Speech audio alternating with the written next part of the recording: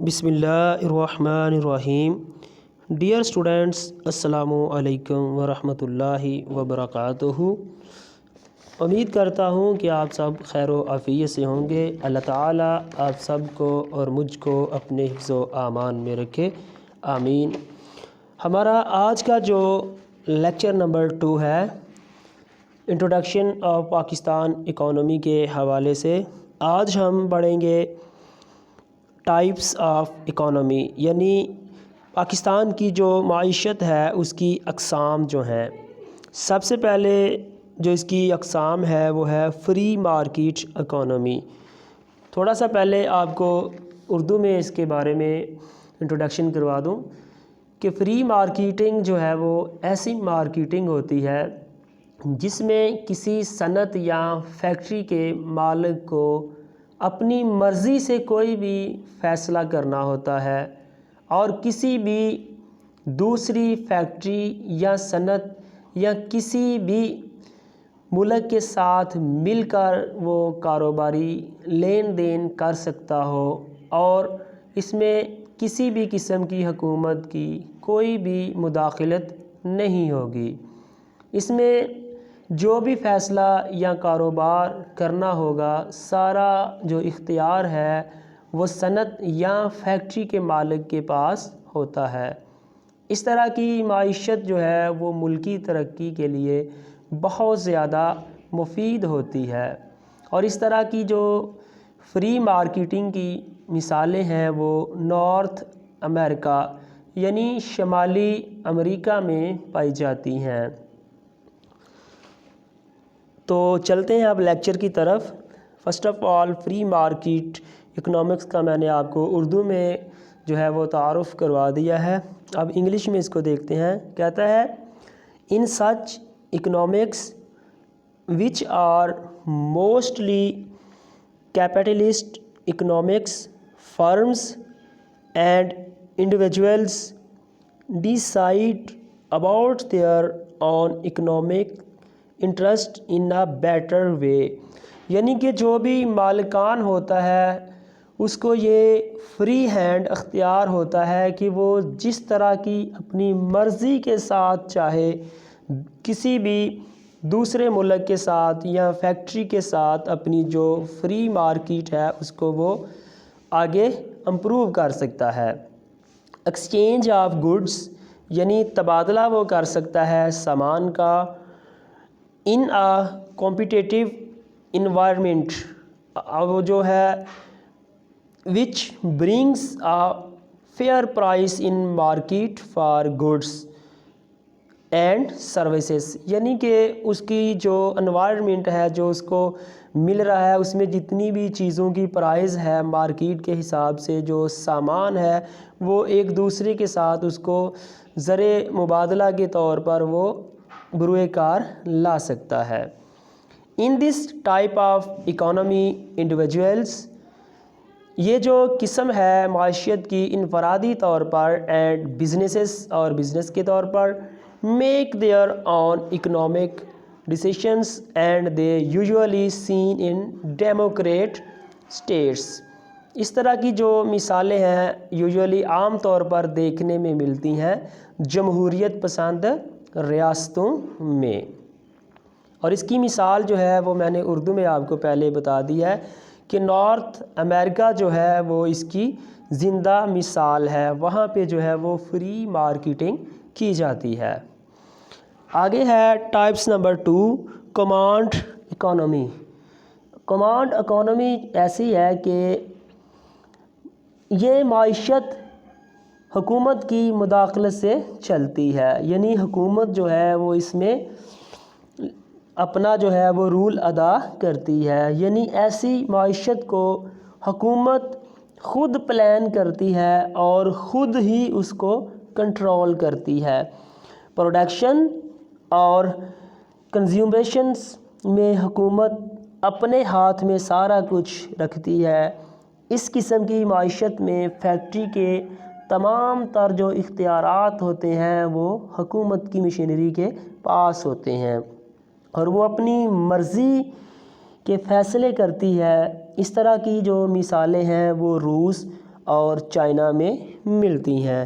یعنی such economics are controlled by central hand government of the state. یعنی جتنی بھی مداخلت ہے وہ ساری کی ساری حکومت کے ہاتھ میں ہوتی ہے. So these are planned, controlled and managed centrally. وہ خود ہی پلان تیار کرتی ہے اور خود ہی جو ہے وہ منصوبے بناتی ہے اور خود ہی اس کو کنٹرول کرتی ہے. آگے ہے فری اینڈ کمانڈ اکانومی، یعنی مکس اکانومی بھی آپ اس کو کہہ سکتے ہیں. کہتا ہے کہ اس میں جو ہے فیکٹری مالکان جو ہوتے ہیں وہ حکومت کے ساتھ مل کر کاروبار کرتے ہیں. اس کی جو مثال ہے وہ پاکستان میں بھی ملتی ہے. نواز شریف کے دور میں اور آصف علی کا جو دور تھا اس میں بھی اس طرح کی بہت سی مثالیں جو ہیں وہ سامنے آتی ہیں. This type of economy keeps the character of the both above types. یعنی دونوں قسم کا جو کریکٹر ہے وہ رول ادا کرتے ہیں. It blends the elements یعنی علامات ہیں of both and present or better a way to cope with new emerging economic and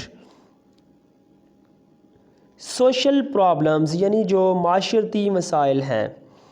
کہتا ہے نو اڈے اب جو ہے ان دنوں even in the free market economics state does not play a restrictive role in correcting the economic problems. یعنی جو موجودہ قسم کی مسائل جو درپیش ہیں ان میں یہ جو فری کمانڈ اکنامک ہماری جو معیشت ہے وہ اتنی زیادہ منفی کی طرف جا رہی ہے، مثبت کردار ادا نہیں کر رہی.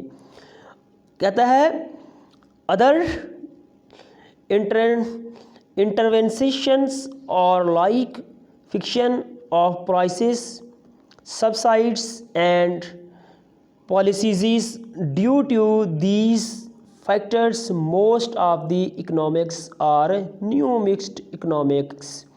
یعنی اس میں بہت سے منفی قسم کے جو ہے وہ اثرات مرتب ہو رہے ہیں، کیونکہ کوئی بھی فیکٹری ہو یا صنعت ہو اس کا مالک جب حکومت کے ساتھ مل کر اس میں شیئر ہوتا ہے تو اس میں اوپر کی سطح کی جو معیشت ہے وہ اپنے مفاد کے لیے وہ استعمال کرتے ہیں، جبکہ ملکی سطح پر جو ہے وہ اس پہ اہم مثبت کردار ادا نہیں کر پاتے.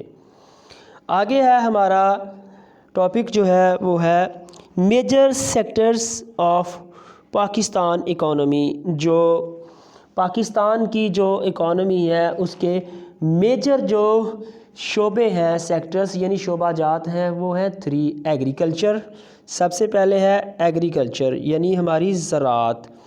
آپ کو پتہ ہی ہے کہ پاکستان میں زراعت کا شعبہ ایک ایسا ہے جو کہ 57% جو ہمارے فارمرز ہیں وہ اس شعبہ سے ریلیٹڈ ہیں اور یہ ملک میں ریڑھ کی ہڈی کی حیثیت رکھتی ہے. اور دوسرے نمبر پر ہماری ہے انڈسٹریز یعنی ہمارے جو صنعتوں کے شعبہ جات ہیں وہ ہیں. پاکستان میں سب سے پہلے جو سٹیل مل قائم کی گئی تھی وہ 1970 میں کراچی میں اس کا افتتاح کیا گیا تھا. یعنی ملکی اگر معیشت دیکھیں تو ہماری صنعتیں جو ہیں ان سے جو ہمارے افراد وابستہ ہیں وہ بھی ہماری ملکی جو معیشت ہے اس کو اوپر لے کر جا رہے ہیں. اور تیسرا جو میجر سیکٹر ہے پاکستان میں اکانومی کا وہ ہے سروسز یعنی خدمات. ان میں جو لوگ وابستہ ہیں وہ اپنے اپنے فرائض جو ہیں وہ احسن طریقے کے ساتھ سر انجام دے رہے ہیں. آگے ہے ہمارا historical overviews of Pakistan economy. ہماری جو تاریخی ادوار جو ہیں اس میں ہم دیکھتے ہیں کہ پاکستان میں کس طرح یہ جو معیشت ہے، کس طرح اپنے اپنے دور میں جتنے بھی حکمران آئے ہیں انہوں نے ملک کی جو معیشت ہے اس کو کس طرح پروان چڑھانے میں اپنا اہم کردار ادا کیا ہے۔ سب سے پہلے تو ہم دیکھتے ہیں 50s ایرا 1947 to 1958، یعنی 1947 سے لے کر 1958 تک جو ہمارا ایرا ہے، دور ہے، اس کو دیکھتے ہیں کہ اس میں پاکستان کن مراحل پہ پہنچا تھا اور کن کن مراحل سے گزر کر یہ آگے آیا ہے۔ سب سے پہلے تو ہم دیکھتے ہیں کہ جو ہمارا 50s ایرا ہے اس میں یہ جو دور تھا، دی ایرا marked the government of Liaquat Ali Khan, یہ دور جو تھا وہ ہمارے جو پہلے وزیر اعظم تھے لیاقت علی خان ان کا دور ہے۔ اور first 5 years plan, there was currency war between Pakistan and India, یہ وہ دور تھا جس میں جو کرنسی کی جنگ تھی پاکستان اور انڈیا کے درمیان چل رہی تھی، was the high light of this ایرا ان 1949، یعنی یہ 1949 تک کا دور رہا ہے۔ ان 1950 یعنی 1950 میں دی ریلیشنز وار ریسٹورڈ، یعنی ہمارے جو تعلقات تھے وہ دوبارہ جو تھے وہ پروان چڑھنے لگے، اینڈ ٹریڈ ریسیومڈ، اور ہماری جو تجارت تھی۔ In 1953 the plan altogether due to lack of funds, یہ جو ہمارا 1953 میں ہمارا منصوبہ تھا یہ بالکل کہہ لیں کہ اس میں فنڈز جو تھے وہ ان کی کمی ہو گئی۔ ان کی وجوہات کیا تھی؟ فلوڈ ان 1951 to 52، یعنی 1951 کا جو سیلاب تھا، and 1952 to 53 hindered the progress of the nation. In 1955 the plan and published in 1956، یعنی پہلا جو ہمارا دور گزرا ہے اس میں کیا ہوا کہ پاکستان کے جو پہلے وزیر اعظم تھے لیاقت علی خان، ان کو جو مشکلات درپیش آئیں ملکی معیشت میں کہ 5 years کا جو پلان تھا یعنی 5 سالہ منصوبہ، اس میں ہمارے پاکستان کے بھارت کے ساتھ جو کہہ لیں کہ تعلقات تھے وہ جنگ والے تھے، یعنی 1948 یعنی 1948 کی جنگ تھی، وہی کشیدہ کاری چلتی آئی، اور جو کہ ملکی ہماری معیشت تھی اس کو اس پہ اپنے منفی جو کردار تھے وہ ادا کیے۔ آگے ہے گروتھ ایرا 1958 to 1969، یعنی 1958 سے لے کے 1969 کا جو دور ہے اس میں پاکستان کی جو اکانومی ہے وہ کس حد تک جو ہے وہ کنٹرول ہوئی۔ کہتا ہے the second decade of Pakistan's history remained, دوبارہ جو ہے پاکستان کی تاریخ انڈر دی ڈکٹوریل ریمائچ of field marshal Ayub Khan, جو کہ فیلڈ مارشل تھے ایوب خان، ان کے ہاتھ میں یہ اب دور آ گیا ہے۔ General Ayub also gave Pakistan its second constitutions in 1962، general Muhammad Ayub Khan نے پاکستان کا جو دوسرا آئین تھا 1962 کا، جو کہ 8 جون 1962 کو ملک میں نافذ کیا تھا۔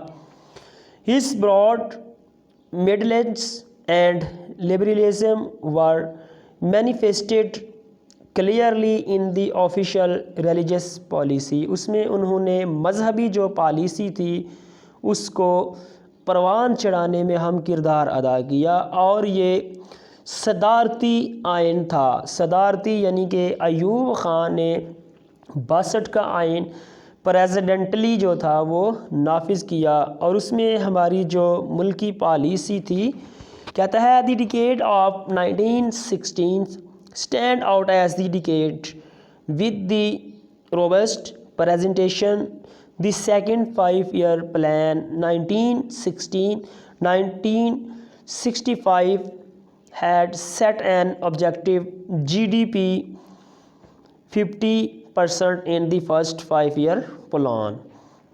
ہمارا جو دوسرا 5 سالہ منصوبہ تھا، اس میں جو ہماری ترقی ہوئی تھی معیشت کی، وہ صرف اور صرف 20% ہوئی تھی، یعنی کہ ایوب کے دور میں۔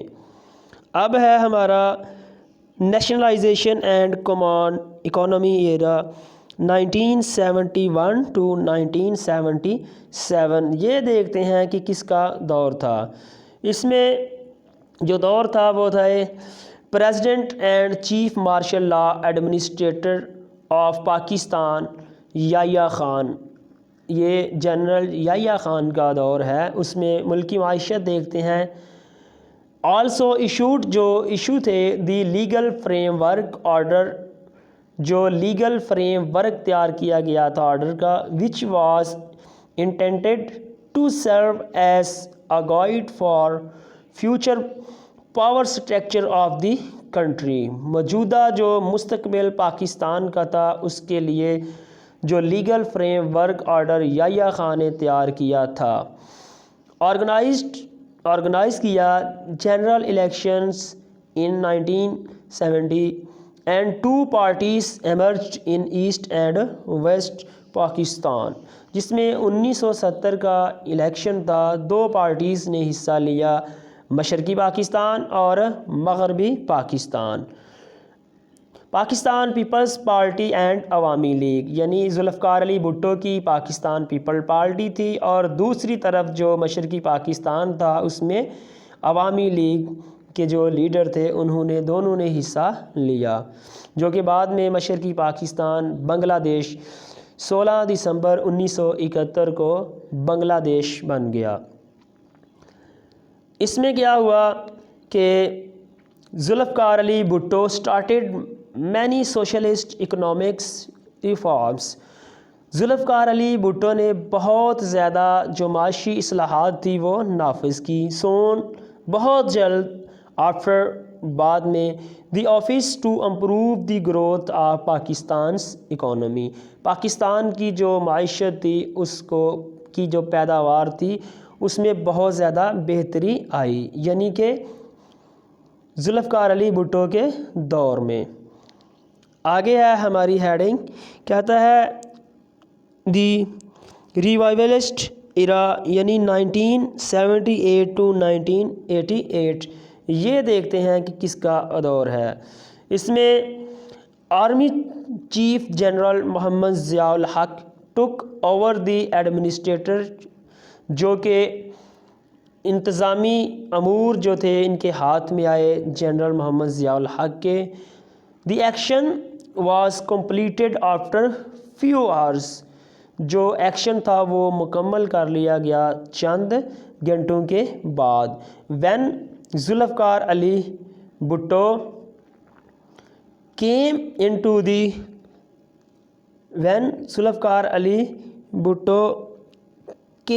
Into the Pakistani administrative, he took a better role in Pakistan economy.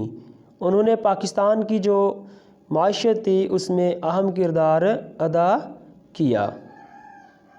اس کے بعد جو ہے ہمارا دی موڈنگ 1988 to 1999 کا جو ہمارا دور ہے، اب اس کو ہم دیکھیں گے کہ اس دور میں پاکستان میں کیا کچھ ہوا، اور اس میں جو ہماری معیشت تھی وہ کس درجہ تک جو تھی وہ آگے بڑھی۔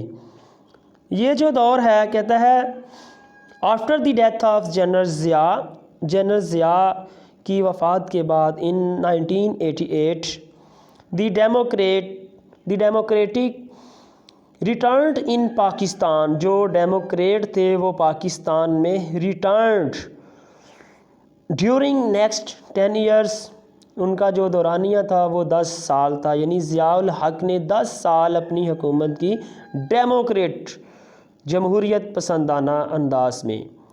Pakistan had 4 general elections, Pakistan میں 4 جو ہے وہ جنرل الیکشن منعقد ہوئے۔ Benazir Bhutto daughter of Zia, general Ayub Zulfikar Ali Bhutto and Nawaz Sharif both came to power twice, یعنی 2 مرتبہ وہ اقتدار میں اس وقت آئے، آفٹر ون اینڈ ادر، ایک دوسرے کے بعد۔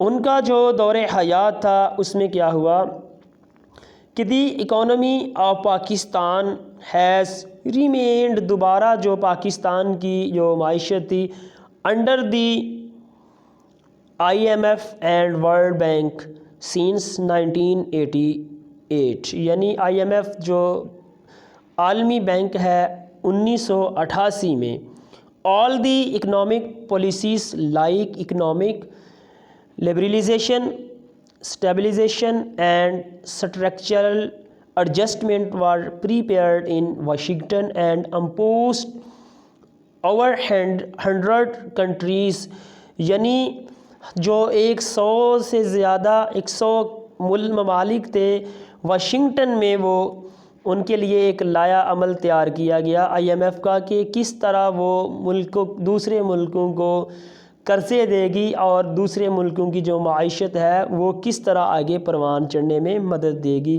ان میں واشنگٹن میں جب اجلاس ہوا ان دی گلوبل انکلوڈنگ پاکستان، پوری دنیا سے جو ممالک آئے تھے ان میں پاکستان بھی شامل تھا۔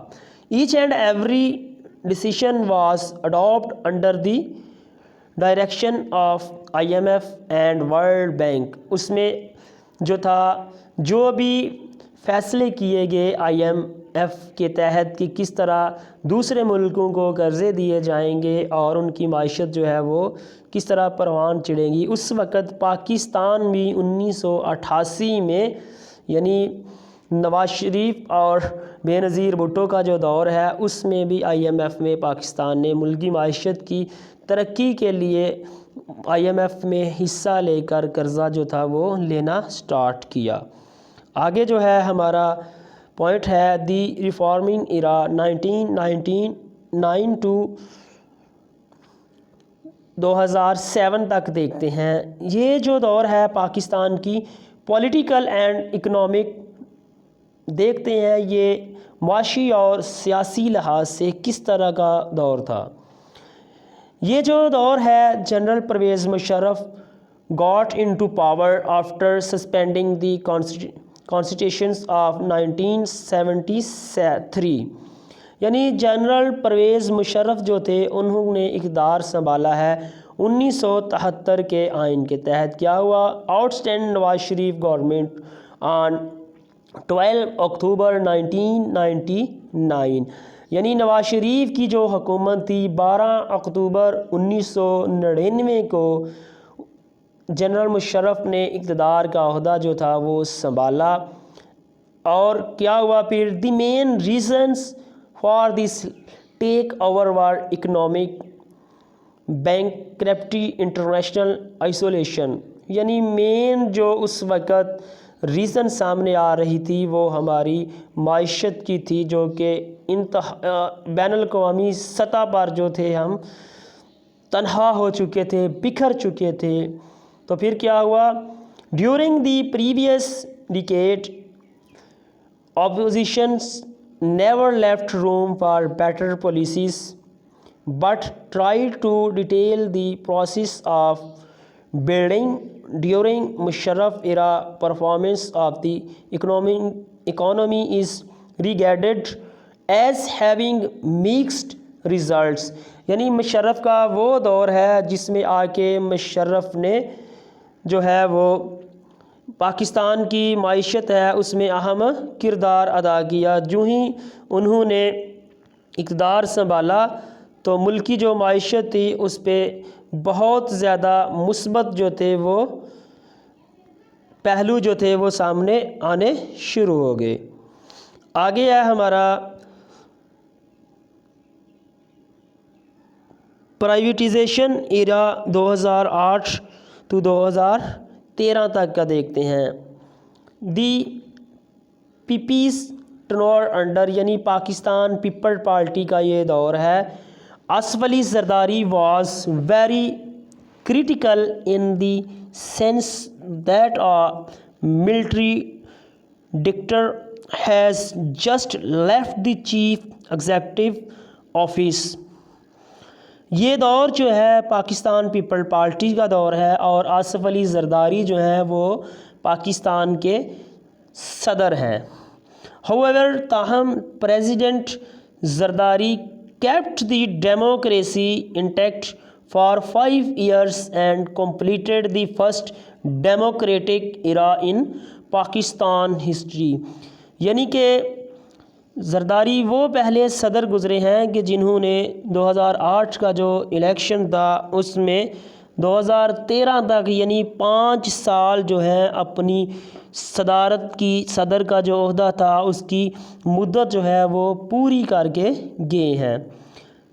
اس کے زرداری کے دور میں ہم دیکھتے ہیں کہ پاکستان کی جو اکانومی ہے وہ کس درجہ تک اوپر گئی۔ کہتا ہے this was a great achievement as it never happened in the past. ماضی کو اگر دیکھا جائے تو یہ بہت ہی اچھی اور گریٹ ویل جو ہے وہ اچیومنٹ ہوئی ہے۔ beside all this Zardari also cleansed many caused by material law جو کہ مارشل لا تھا اس میں فرسٹلی سب سے پہلے he gave the presidential powers to the parliament. سب سے پہلے جو ہے صدارت کی جو طاقت ہے وہ پارلیمنٹ سے لی۔ یعنی کہ زرداری کا جو دور ہے کہتا ہے دی 18th یعنی 18ویں امینڈمنٹ جو ترامیم ہے گیو دی پروونسز جو صوبوں کو دیے گئے اختیارات جو ہیں پولیٹیکل اینڈ اکنامک سیاسی اور معاشی autonomy which receipts in the base of trio democracy. یعنی کہ زرداری کا جو دور ہے وہ جمہوریت تانہ دور تھا۔ اس میں زرداری نے پورے 5 سال جو اپنی حکومت کی اس میں ڈیموکریسی کو پروان چڑھایا اور ملک کی جو معیشت تھی آپ دیکھتے ہیں کہاں پہ لے کے گئے ہیں۔ کہتا ہے ان دس ایرا زرداری یعنی زرداری کا جو دور ہے پاکستان's economy saw many positive things and negative as well during PP government. Pakistan کی جو معیشت ہے اس کے بہت زیادہ پازیٹیو یعنی کہ مثبت جو پہلو ہیں وہ سامنے آئے اینڈ نیگیٹو اور منفی بھی۔ ڈیورنگ پی پی گورنمنٹ جو پاکستان پیپل پارٹی کی حکومت ہے the country was facing serious economic problems. اس کو بہت زیادہ جو معاشی پرابلمس تھی ان کا سامنا کرنا پڑا۔ The economic situation called for difficult decisions at micro and macro level. یعنی کہ مائکرو اور میکرو لیول کے سطح پر جو تھی مشکلات جو تھی وہ ان کا سامنا کرنا پڑا۔ As a result of bold decisions the stock markets reached to never heights. نتیجہ کیا ہوا کہ جو اسٹاک مارکیٹ تھی وہ بلندی کی سطح پر پہنچ گئی۔ Macro economic stabilisations program was also launched in consultation IMF۔